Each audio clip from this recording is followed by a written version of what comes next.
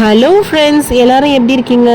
So இன்னைக்கு நாம ரொம்ப ஹெல்தியான ஸ்நாக்ஸ் ரெசிபி தான் பார்க்க போறோம். ஸோ இந்த ரெசிபி வந்து ரொம்ப ஈஸியாவே செஞ்சிடலாம். பிகினர்ஸ் கூட ரொம்ப குயிக் அண்ட் ஈஸியான மெத்தட்ல செஞ்சிடலாம். ரொம்ப கிறிஸ்பியா இருக்குங்க.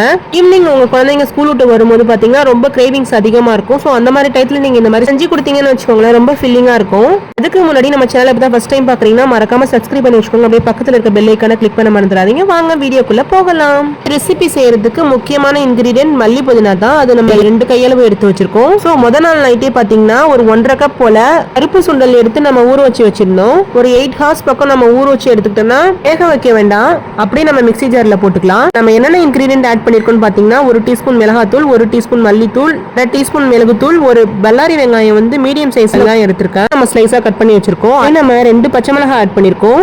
நம்ம இதுல 1/2 டீஸ்பூன் ஜீரகம் ஆட் பண்ணிக்கலாம். அப்புறம் நம்ம இதுல தேவையான உப்பு ஆட் பண்ணிருக்கோம். இது மிக்ஸில பிளெண்ட் பண்ணி எடுத்து வந்துடலாம். அப்புறம் நம்ம ஸ்டவ் ஆன் பண்ணி ஒரு கடாய் வச்சிருக்கோம். அதுல வந்து ரைஸ் பிரான் ஆயில் ஆட் பண்ணிக்கலாம். நல்லா ஹீட் ஆகட்டும். நம்ம மிக்ஸில பிளெண்ட் பண்ணி எடுத்து வந்தாச்சு. இந்த மாதிரி கன்சிஸ்டன்சி இருக்கணும். ரொம்ப எண்ணெயா இல்லாம கொஞ்சம் குறைன்னு இருக்கிற மாதிரி இருக்கணும். கருப்பு சுண்டலை மிக்ஸில ஆட் பண்ணும்போது பாத்தீங்கன்னா கொஞ்சம் கூட தண்ணி ஆட் பண்ண கிடையாது. இதுல தண்ணி விட்டு வந்துச்சுன்னா 2 டேபிள் ஸ்பூன் கடலை மாவு ஆட் பண்ணிக்கோங்க. கரெக்டா இருக்கும். ஆயில் நல்லா ஹீட் ஆனதும் இப்போ நம்ம ஃப்ரை பண்ணிக்கலாம். ஃபலாஃபலோட ஒரிஜினல் ரெசிபி பாத்தீங்கன்னா பார்ஸ்லி இலை ஆட் பண்ணி செய்வாங்க.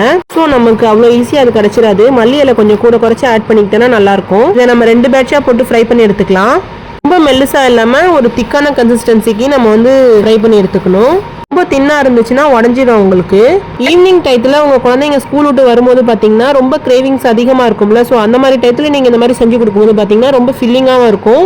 உங்களுக்கு வந்து இது ஹெல்த்தியான ரெசிபி கூட. பிகாஸ் நம்ம வந்து கருப்பு சுண்டல் ஆட் பண்ணி செஞ்சிருக்கோம் இல்லையா. ஸோ அதனால தான் நம்ம ஃப்ரை பண்ணி எடுத்துக்கலாம். இந்த மாதிரி எல்லாத்தையும் நம்ம ஃப்ரை பண்ணி எடுத்துக்கலாம். இந்த மாதிரி உங்களுக்கு கோல்டன் கலர்ல வந்துடும். 2 பக்கமும் கோல்டன் கலர் ஆனதுக்கு அப்புறம் நம்ம எடுத்துக்கலாம். இன்னொன்னு என்னன்னா, இதுக்கு சைடிஷா நம்ம வந்து மைனஸ் செஞ்சிருக்கோம். ஃபலாஃபல் ரெசிபிக்கு ஹமூஸ் செஞ்சா பெட்டரா இருக்கும்.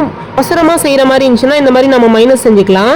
மைனஸ் இன்ஷால்லா உங்களுக்கு அடுத்த வீடியோல அப்லோட் பண்ணி விடுறேன். ஃபலாஃபல் ரெசிபி வந்து ரொம்ப ஈஸியாவும் குயிக்காவும் செஞ்சிடலாம். பாத்தீங்கன்னா ரொம்ப ஹெல்தியான ரெசிபி. மிஸ் பண்ணிடாதீங்க. கண்டிப்பா உங்க குழந்தைங்களுக்கு செஞ்சு கொடுங்க இதே மெத்தட்லயே.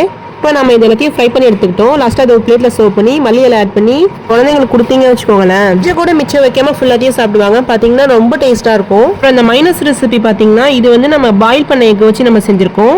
ஒரு ஹைலைட்டான விஷயம் என்னன்னா, நம்ம ஆலிவ் ஆயில் ஆட் பண்ணி நம்ம செஞ்சிருக்கோம். இந்த ஃபலாஃபலுக்கு இந்த மைனஸ் ரெசிபி பார்த்தீங்கன்னா வேற லெவல் டேஸ்ட்ங்க. மிஸ் பண்ணாதீங்க, கண்டிப்பாக ட்ரை பண்ணி பாருங்க. தேங்க்ஸ் ஃபார் வாட்சிங்.